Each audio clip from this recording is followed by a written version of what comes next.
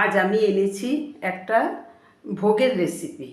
তো প্রভু জগন্নাথ দেবের যে 56 ভোগ হয়, সেই 56 ভোগের মধ্যে একটা ভোগ হলো কণিকা ভোগ। তো সেই রেসিপিটা নিয়ে আজকে আমি তৈরি করব। তার জন্য আমি এখানে এই কাপ মেপে আমি এখানে 1 কাপ চাল নিয়ে নিয়েছি। তো এখন আমি চালটাকে ধুয়ে পরিষ্কার করে নেব।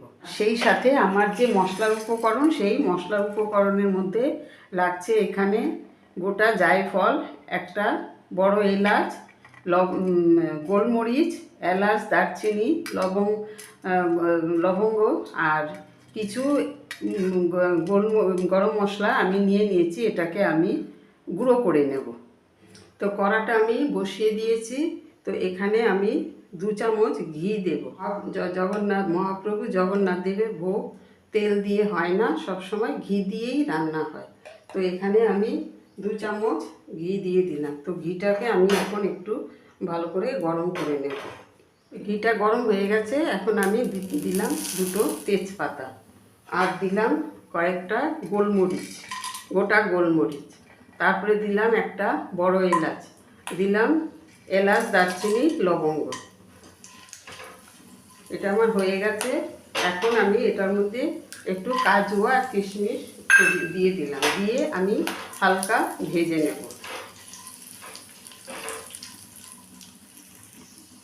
তো আমি যে মশলাটা আমি একটু ভেজে নিচ্ছি, সেটা খুব লো ফ্লেমে আমি এটা ভেজে নিচ্ছি। তো এটা আমার ভাজা হয়ে গেছে। এখন আমি এটার মধ্যে যে চালটা ধুয়ে রেখেছিলাম, সেই চালটা আমি দিয়ে দিলাম। চালটা দিয়ে আমি একটু ভেজে নেব। তো আমি যে এই রেসিপিটা আমি বানাচ্ছি, এটা আমি বাসমতি চাল দিয়ে করছি। এটা চাইলে গোবিন্দভোগ চাল দিয়েও করা যায়। তো আমি এটাকে কিছুক্ষণ নেড়ে চেড়ে ভেজে নিয়েছি। এখন যে কাপ দিয়ে আমি চালটা নিয়েছি, সেই কাপ মেপেই আমি 2 কাপ জল আমি এখন এটার মধ্যে দিয়ে দেব। দিলাম 1 কাপ জল, দিলাম 2 কাপ জল দিয়ে আমি এখন এটাকে একটু ভালো করে মিশিয়ে নেব। তো জলটা ফুটে আসা পর্যন্ত একটু অপেক্ষা করব। জলটা ফুটে আসলে পরে তখন আমি এটাকে ঢাকা দিয়ে দেব। তো জলটা ফুটে গেছে। এখন আমি এটাকে লো ফ্লেমে ঢাকা দিয়ে লো ফ্লেমে 5 মিনিটের জন্য হতে দেব। তো 5 মিনিট পরে আমি ঘুরে এলাম। এখনও একটু জল রয়ে গেছে। তো এখন আমি এটার মধ্যে মেশাবো একটু নুন, পরিমাণ মতন নুন দিলাম। তো ভোগের রান্না সবসময় সন্দক লবণ দিয়েই হয়। তো যেহেতু আমি ভোগ লাগাবো না, তো এমনি আমি নর্মাল নুন দিলাম, দিয়ে আমি আরেকটু ঢাকা দিয়ে রাখবো। তো এখন আমি 5 মিনিট পরে আবার ঘুরে এলাম। এখন আমি দেখব আমার এই রেসিপি কতটা হলো। তো এর জলটাও শুকিয়ে এসছে। এখন আমি এটার মধ্যে দেব পরিমাণ মতো চিনি। জগন্নাথ দেবের ভোগের রান্না গুড় দিয়েই হয়। তো আমি আগেই বলেছি, যেহেতু আমি এখানে ভোগ দেব না, সেই জন্য আমি নুনটাও দিলাম এমনি নুন, আর চিনি দিয়ে করছি, গুড় আমি দিচ্ছি না।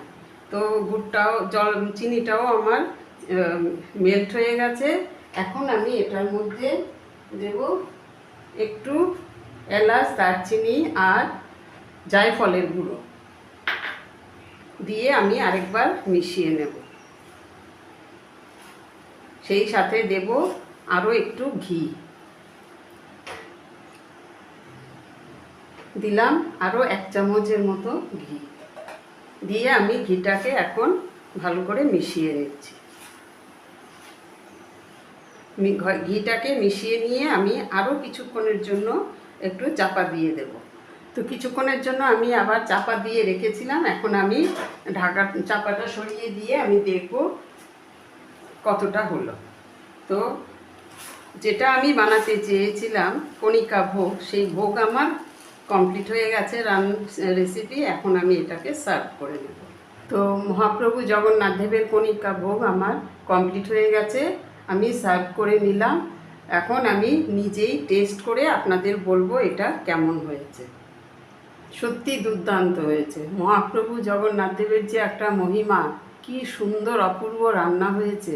তো আপনাদের কাছে কণিকা ভোগের রেসিপি কেমন লাগলো অবশ্যই আমার দর্শক বন্ধুদের কাছে আমি একটু জানতে চাইব।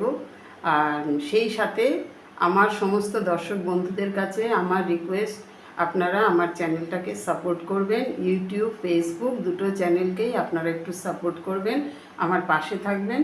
তো আজ এই পর্যন্তই। নেক্সট রেসিপি নিয়ে আবার আপনাদের সামনে আমার কথা হবে আপনাদের সাথে। সবাই ভালো থাকবেন।